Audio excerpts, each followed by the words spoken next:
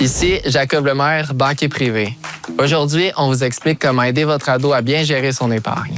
Saviez-vous que 43 % des jeunes Canadiens ne savent pas par où commencer? Voici 5 étapes clés pour accompagner votre ado vers l'autonomie financière. 1. Comprendre la valeur de l'argent. Si votre ado reçoit de l'argent de poche en échange de petits travaux ménagers, ou encore s'il a un travail d'été ou de fin de semaine, il comprend déjà le lien entre le travail et le revenu, ainsi que tous les efforts nécessaires pour gagner de l'argent. Il sait aussi que dépenser est bien plus facile qu'épargner. 2. Apprendre à épargner. Votre plus grand défi sera de l'encourager à épargner tout en gérant ses envies et en faisant des choix réfléchis. Il devra apprendre à se fixer des objectifs d'épargne, par exemple pour acheter une première auto ou pour participer à un voyage. C'est plus motivant d'économiser lorsqu'on a un but bien précis. Rappelez-lui que ce n'est pas tous les désirs qui doivent être comblés et que la plupart du temps, ces désirs ne sont que passagers. 3. Suivre un budget.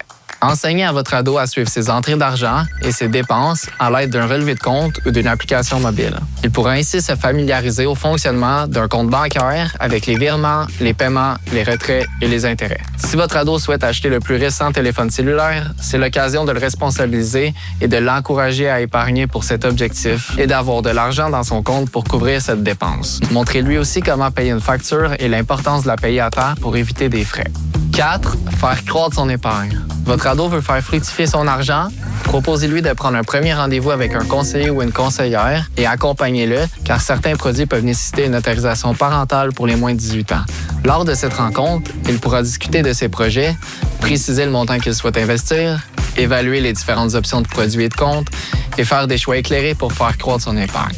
Et 5. Donnez l'exemple.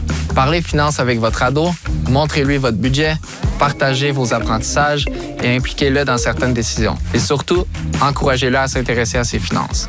N'hésitez pas à faire appel aux conseillers ou conseillères de la Banque Laurentienne pour vous accompagner et améliorer votre littératie financière et celle de votre ado.